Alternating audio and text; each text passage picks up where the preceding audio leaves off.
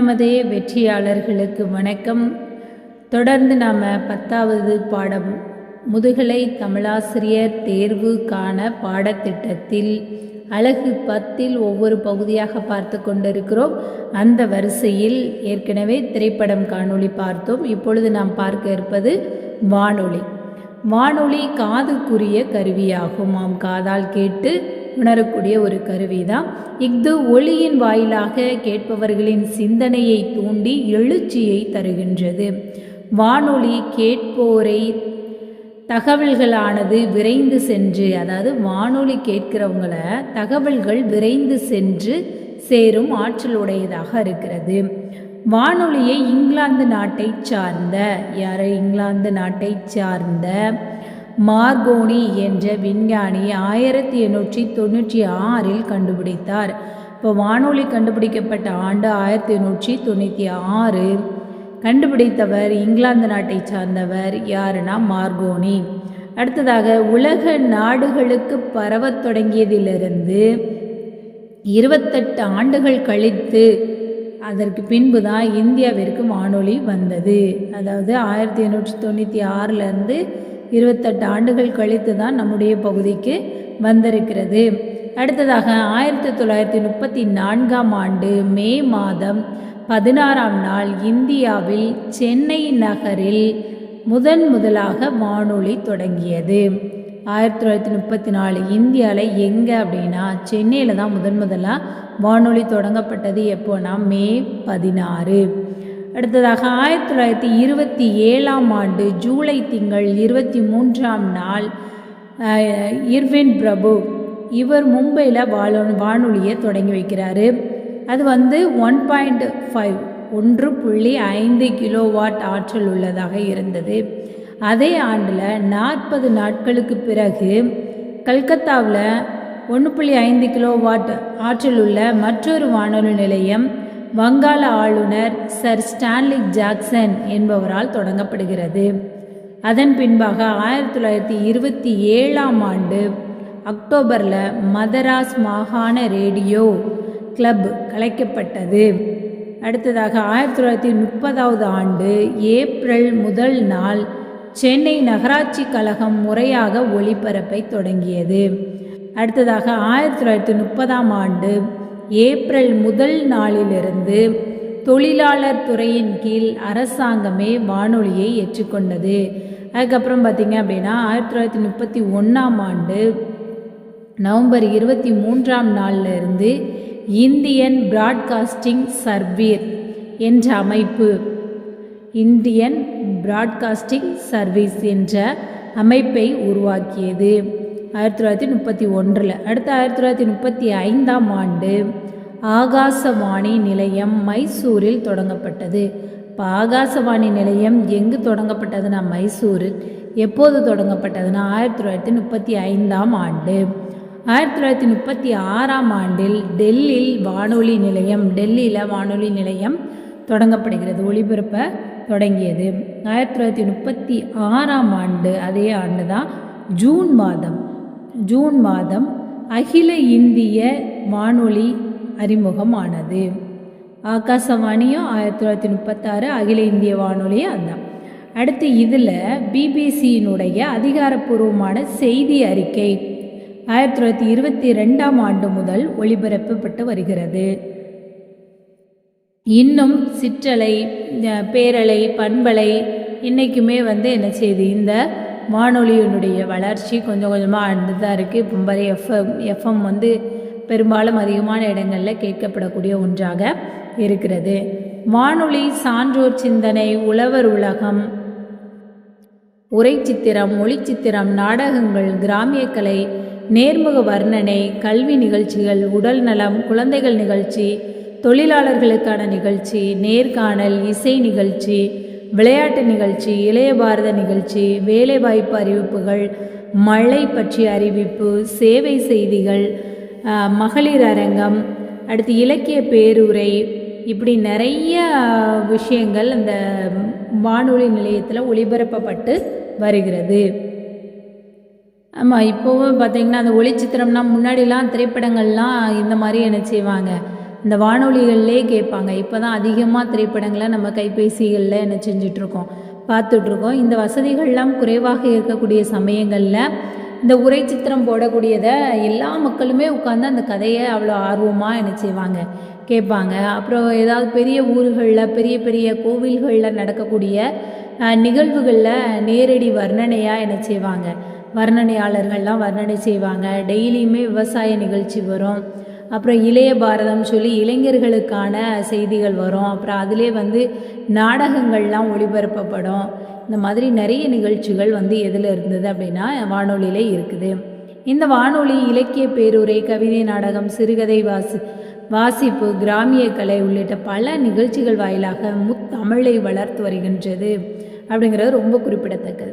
அடுத்து பார்த்தோன்னா இதில் குறிப்பிடத்தக்க அந்த வானொலி இப்போ ஒளிபரப்பில் இருக்கக்கூடிய அந்த மக்கள்: லோக சிகாமணி, இலசை சுந்தர வடிவேலன், பிச்சிடிக்காடு இளங்கோ, மன்னர் மன்னன், சக்திவாசன், அதுக்கப்புறம் தென்கட்சி சாமிநாதன்.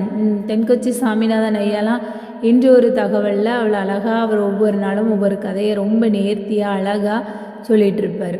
அடுத்ததாக பார்த்தோம் அப்படின்னா கீழப்பாவூர் சண்முகையா, ஜெயம் கொண்டான், இந்த மாதிரி நிறைய பேர் இந்த தமிழில் வானொலி நிலையத்தில் இருந்த ஆளுமைகள் நிறைய பேர். இவர்களின் சீரிய தமிழ் பணி எல்லோராலும் போற்றப்படக்கூடியதாக என்ன செய்கிறது இருக்கிறது. இதனைத் தொடர்ந்து தொலைக்காட்சியில் பார்த்தோம் அப்படின்னா சின்னத்திரை அப்படின்னு எல்லாராலும் அழைக்கப்படக்கூடிய ஒன்று தான் தொலைக்காட்சி. என்னுடைய செல்வாக்கு நாளுக்கு நாள் அதிகரித்த வண்ணம் தான் இருக்குது. ஆமாம், எல்லார் வீடுகள்லேயும் காலையில் விழிக்கும் போதும் டிவி போட்டுட்டு தான், இரவு தூங்கும் போதும் டிவி ஓடிட்டே தான் இருக்கும். அந்த மாதிரி நாள் முழுவதும் நாடகங்கள் ஒளிபரப்பப்பட்டு கொண்டே இருக்கிறது. நாடகங்கள், எல்லா நாடகங்களும் ஒன்றுக்கொன்று தொடர்புடைய கதைகளாக இருந்தாலும் நாம் பார்த்து கொண்டே என்ன செய்வோம், இருப்போம். அந்த மாதிரி சின்னத்திரையினுடைய ஆளுமை வீட்டில் ஒரு அங்கத்தினர் போலவே மாறிவிட்டது. தமிழில் தொலைக்காட்சி என்பதை ஆங்கிலத்தில் டெலிவிஷன் என்று கூறுகிறோம். அடுத்து டெலிவிஷன் என்ற கருவி தோன்றுவதற்கு முன்பே டெலிவிஷன் அப்படிங்கிற சொல் தோன்றிவிட்டது. 1892ஆம் ஆண்டு மார்க்ஸ் பிளன்சர் அப்படிங்கிற பத்திரிகையாளர் டெலஸ்கோப் என்ற பொருளில் ஒரு கட்டுரை எழுதுகிறார். அந்த கருவியில் நாடகங்கள், நாடாளுமன்ற நடவடிக்கைகள், சொற்பொழிவுகள், மாதா கோவில் வழிபாடுகள், பந்தயங்கள், பேரணிகள், தலைவர்கள் மக்களுக்கு நிகழ்த்தும் முறைகள் இதெல்லாம் காட்டப்படுறது அப்படின்னு அறிவித்திருந்தார். ஆனால் எப்படி காட்டப்படும் அப்படிங்கிறத அவர் என்ன செய்யலை, அதில் குறிப்பிடலை. 1900ஆம் ஆண்டு பிரெஞ்சு நூலகர் ஒருவர் மின்சார அஞ்சல் முறையில் படங்களை தரும் கருவி என்ற வகையில் ஒரு கருவிக்கு பெயர் வைக்க முனைந்தார். டெலஸ்கோப், எலக்ட்ரிக்கல் டெலஸ்கோப், டெலகிராஸ்கோப் என பெயர்கள் அப்போது இருந்தன. அந்நூலகர் அப்பெயர்களை எல்லாம் விட்டுவிட்டு டெலிவிஷன் என்ற பெயர் சூட்டினார். அப்பெயரே நிலை பெற்றும் விட்டது.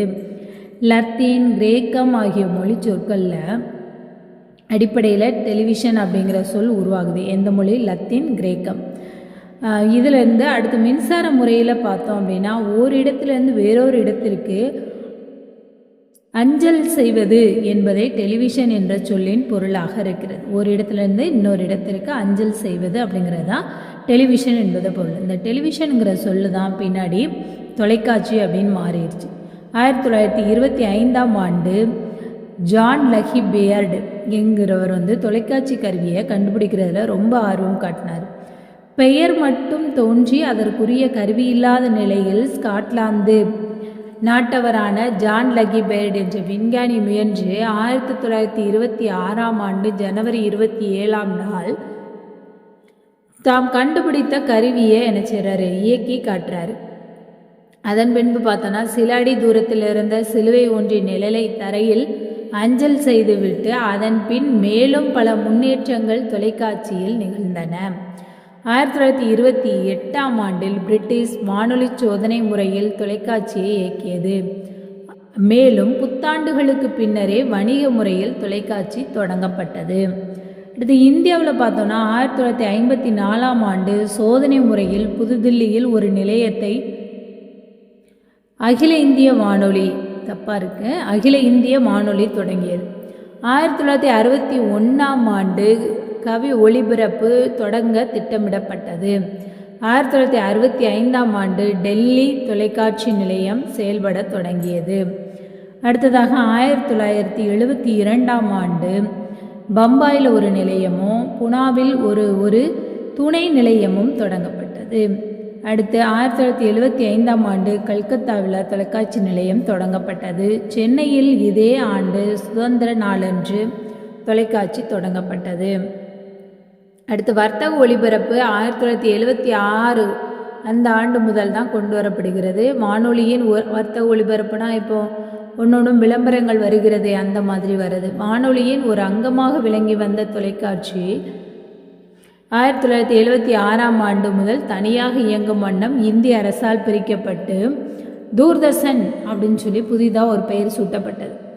செயற்கைக்கோள் வழி தொலைக்காட்சி திட்டத்தை அமெரிக்காவின் ADSME என்ற துணைக்கோளை ஓராண்டுக்கு ஒப்பந்தம் செய்து வாங்கி அதன் வாயிலாக நிகழ்ச்சிகள் எல்லாத்தையும் எனக்கு செய்து நிகழ்த்தி பார்த்தது. அமெரிக்காவின் செயற்கைக்கோள் ஆற்றிய ஒளிபரப்பு பணியை தலைமையில் சில ஒளிபரப்பு நிலையங்கள் அமைப்பதன் வாயிலாக நிறைவு செய்யலாம் அப்படிங்கிற எண்ணத்தோட முனைப்போடு அதை என்ன செய்கிறாங்க, பல நிலையங்களை அமைக்கிறாங்க. இன்று நமது அரசே பல செயற்கைக்கோள்களை அனுப்பி DTH சேவையை மக்களுக்கு இலவசமாக வழங்கி வருகின்றது. அதனை பின்பற்றி இன்னும் பல தனியார் தொலைக்காட்சி நிறுவன குழுமங்கள் சன் குழுமம், Airtel, DTH, Tata sky, Reliance, DVDD இப்படி பல நிறுவனங்கள் என்ன செய்து இப்போது நிகழ்ச்சிகளை ஒளிபரப்பி கொண்டு வருகிறது. சரித்திர தொடர்கள், நகைச்சுவை தொடர்கள், சிறுவர் தொடர்கள், மர்ம தொடர்கள், மாயாஜால தொடர்கள், அறிவுரை மற்றும் அறிவியல் தொடர்கள், குடும்ப தொடர்கள், சமய தொடர்கள், கல்வி தொடர்கள் உள்ளிட்ட பல நிகழ்ச்சிகளை ஒளிபரப்பிட்டு தான் வருது. இது தமிழ் பணி செய்து இது அந்த தொலைக்காட்சி வழியாகவும் தமிழ் பணி ஆற்றி வருகிறது. நல்ல தம்பி டிவி நிகழ்ச்சிகளில் பங்கு பெறுவது எப்படி அப்படிங்கிற நூல் எழுதியிருக்கிறாரு. தொலைக்காட்சியும் பிற தகவல் துறையும் அப்படிங்கிறதும் அவருடைய படைப்பு தான்.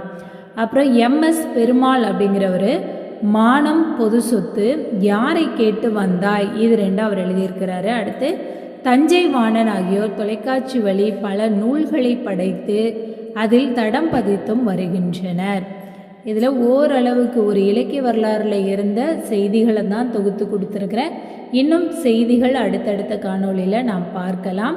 ஒவ்வொரு செய்திகளையும் குறிப்பாக எடுத்து வைத்துக் கொள்ளுங்கள். எடுத்து வைத்த குறிப்பை அப்பப்போ வாசித்து கொண்டே இருங்கள். வெற்றி நிச்சயமாக நமக்கு உண்டு. வெற்றி நமதே. நன்றி.